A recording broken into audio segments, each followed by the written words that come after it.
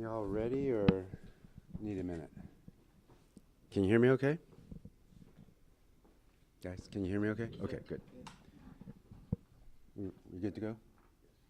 All right, well, I want to start with the statement and then I'll take questions. How's that? So I'd like to begin by sharing my heartfelt condolences with Sergio Rodriguez's family. Sergio was a Milby High School student, a son, a brother, a football player, a wonderful child whose life ended far too soon. The district and Milby High School team's greatest sympathies are with the parents, and we will continue to support them in the months ahead. A private vigil hosted by the family and the school is being held to honor Sergio's life this afternoon at Milby High School. Counseling and crisis support are available to all Milby High School students as they process this tragic loss. I've said over and over again that the most important and most critical priority at HISD is keeping our students safe and healthy at school.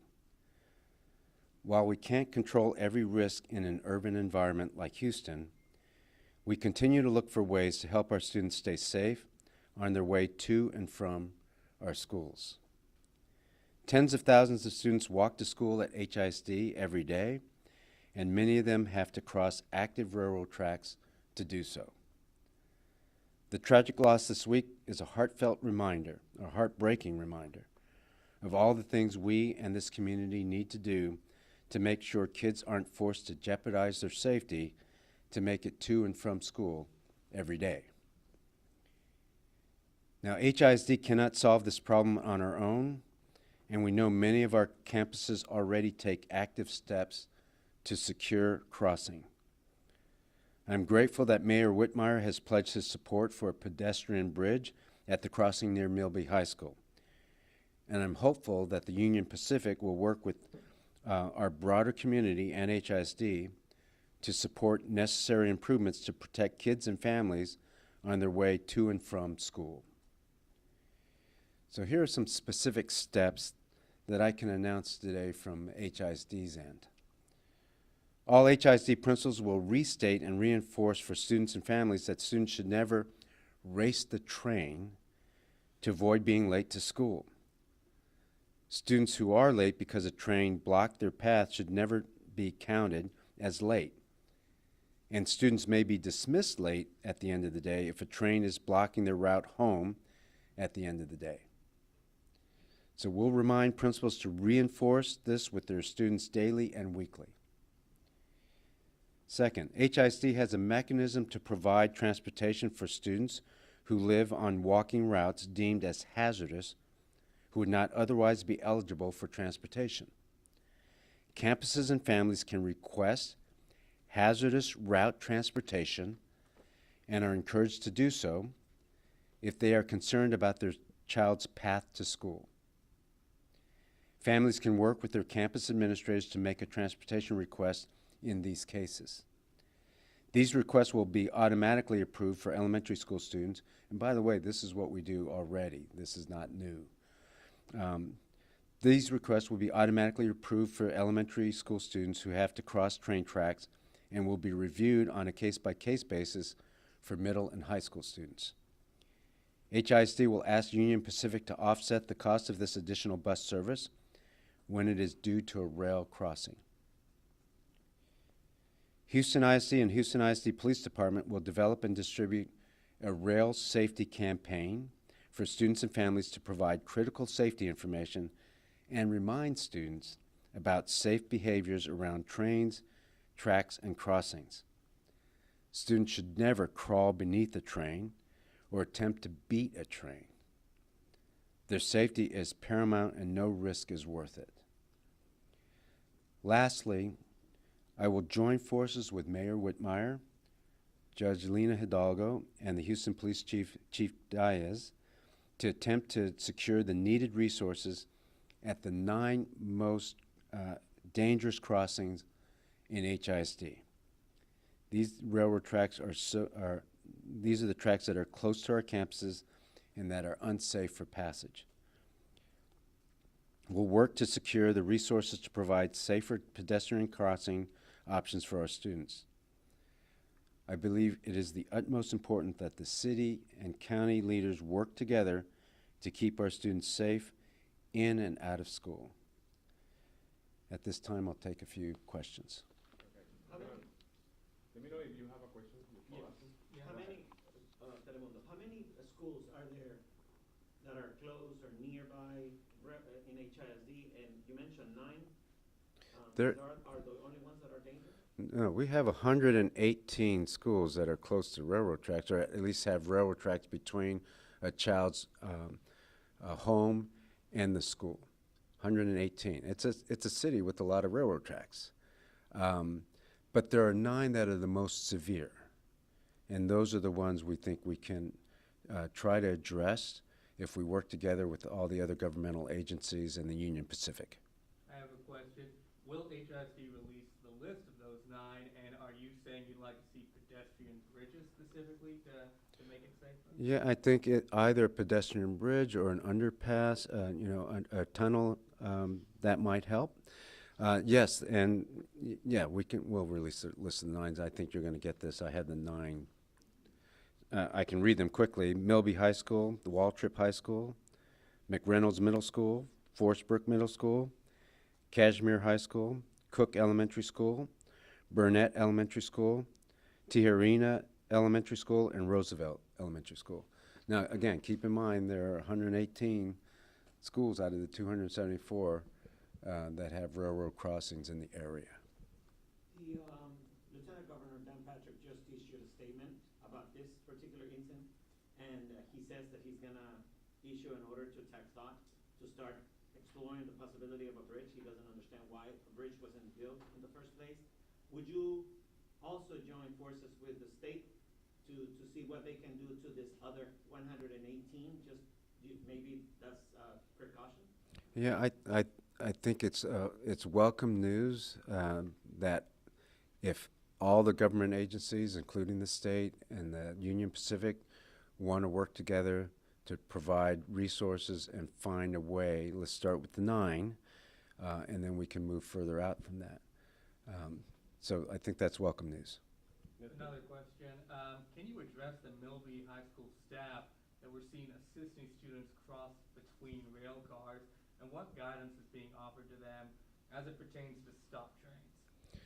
So in this specific case, what you're talking about, or what you're referring to, I believe, is after the student passed, it became not just a safety scene, but also an investigation scene. Union Pacific personnel were on the ground at that crossing, and they told and worked with our police department to say, look, this train is going to be stopped for 7 or 8 hours. That they were there saying that, and they were monitoring, and said we need to clear this area of students and other anybody that's around. So the police department, Union Pacific there, and our principal or an AP or staff members helped kids clear the area, move across the train safely, and then go to school. So that's what happened. So it doesn't happen routinely, just to be clear? That was a one-off? That's clear. It doesn't happen routinely. Yeah, you mentioned that hazardous route transportation exists within HISD. Do you have a count or an estimate of how many households or students currently use that? I don't have that number yet, but we will get that number to you. Hazardous route transportation it's nothing new. It's not just for trains, by the way. Is this going to have any effect on your consolidations of schools or picking sites, selling off properties or anything in the future? Are you going to try to get rid of some of these schools that are in really the worst locations? So no decision has been made about consolidating or selling or anything like that. And yes, if we ever get to that point, all the factors will be considered, including railroad tracks. Hi, Superintendent. How are you? Michelle from Channel 11. So could you talk to us about, I understand that the district has been in touch with Union Pacific for years. what are the complications that you've run into over the years? Where did the conversation stop as far as them assisting and providing more support to provide safety measures? You know, was that put off? Where did it end, and was it just put on hold? What happened over the years? I'm not exactly sure, but I have been given some information about our conversations and the district's conversations. And it's a complicated issue, of course, because it's not just about the school, right? It's actually not our property where the train tracks are, and it involves multiple governmental agencies, the county, the city, and so it's a very nuanced, and no one governmental agency can make a decision that might impact the others. And on top of that, it comes down to some resource. I mean, it costs money to build a bridge, and that also has to be intergovernmental, right, with the Union Pacific. Unless all agencies can really force the Union Pacific to build bridges. And again, it's a city with a lot of tracks. We have 274 schools, 118 of them are impacted by railroad tracks on the way to school. So I think that's the complicating factor. I don't know any specific details about why the negotiation would break down or not. If you don't mind, my second question that I had was it pretty common knowledge among students at Milby High School that tardies will not count against them when there is a train? Is this something that they were well aware of? Because so many students told us, you know, at the scene that they were like, we don't want to be late.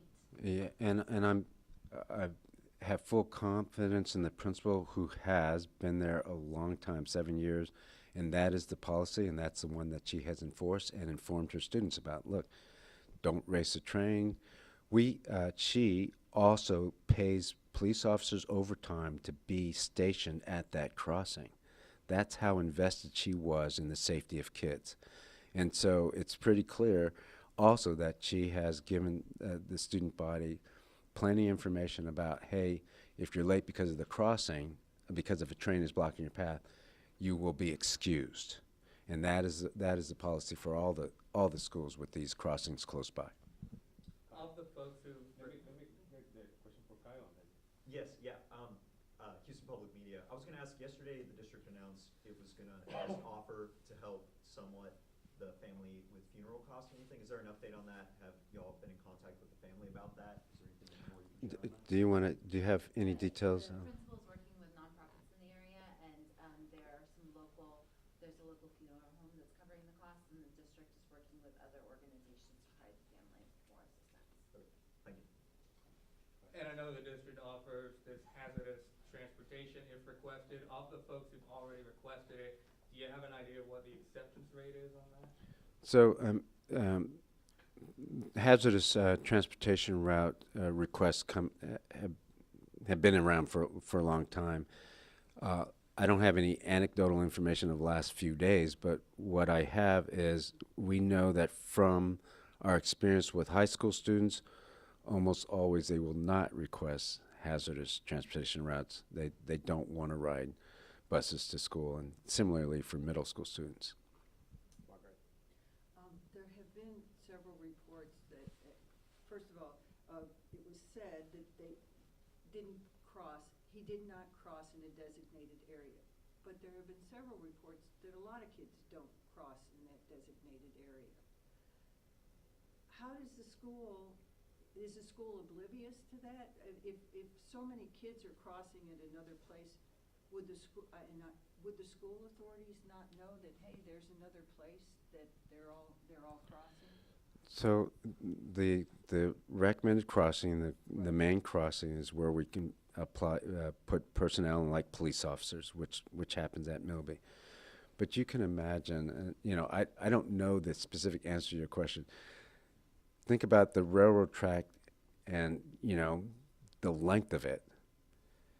And you might have some kids crossing, in multiple places. I mean, that is hard to monitor, the length of a railroad track, and many of them in a city. So what we can do and what we have done is do safety campaigns to say, don't race the train, cross at the specific area, the guardrails are down, the lights are flashing, there's a police officer or a staff member, and many other schools too have a staff member or something close by to the main crossing.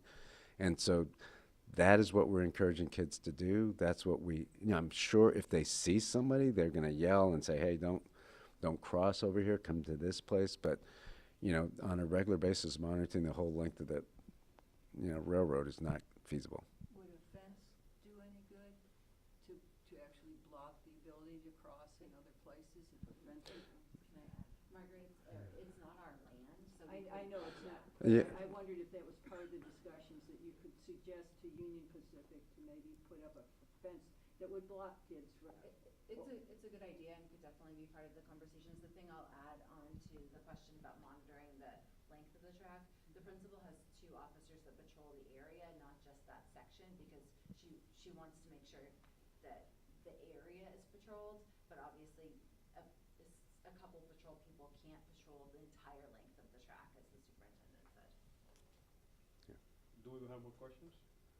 David? Could you talk a little bit about the rail safety campaign? Are you asking Union Pacific to offset the cost for the rail safety campaign?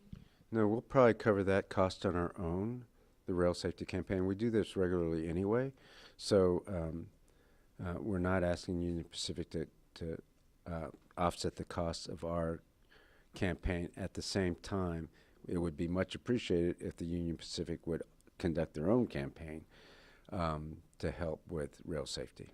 And may I ask additionally, regarding the tardy policy, is that written somewhere where families and students can refer to? I don't know if it's in the handbook or not. Do you, Alex? Do you know if the policy about not charging kids tardy is that in our student handbook? I don't know. Yeah. So we'll find out. Michelle? Superintendent Miles, could you talk to us about the last few days? Have there been conversations with Union Pacific, with the district? Are they, I understand statements they've sent to the media, or that they're cooperating and, we're sending their heartfelt condolences, but we didn't get much else from them. What have the conversations been about, and where is this currently headed? Yeah, right now, most of the conversations have been between our police department and our safety unit and the Union Pacific.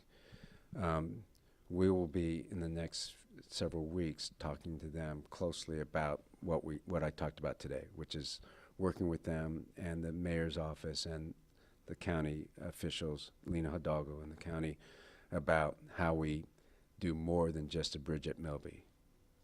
And my last question is, while the community continues to grieve the loss of Sergio, what is currently happening right now over at Milby High School? Because students still have train tracks to cross. Have there been more additional officers put in place, or is there something that is, has anything changed over there, I guess? So again, we're taking these steps to raise even more awareness, reminding the students about the safe crossing. The crossing is the same place. The procedures are the same place at that crossing. We still have police officers there who are working to make sure the kids are safe there. So those are the things happening at Milby. Do we have more questions? Margaret? Have you appointed anyone on your staff who's going to head up this effort to bring this all together? So it'll be multiple departments that are going to be working on this, and we haven't decided exactly who will be on the team to do this. To what extent is there communication with the federal level regarding this? Have you been in contact with any federal level officials about this, and to what extent? I have not. Do we have more questions? Go ahead, Karen. Yes, I know at this campus, you said the principal pays overtime for some officers to help at least try and watch students. Is that done at other campuses? And is this a formal practice, or was it something initiated by this principal? In this case, it was initiated by this principal for this campus, of course, because they have 2,000 students, and they have a number of kids who walk and pass that crossing or cross at that point. So that's why the resources were applied in this way. Other schools do different things depending on the amount of students who are crossing. Thank you, everybody.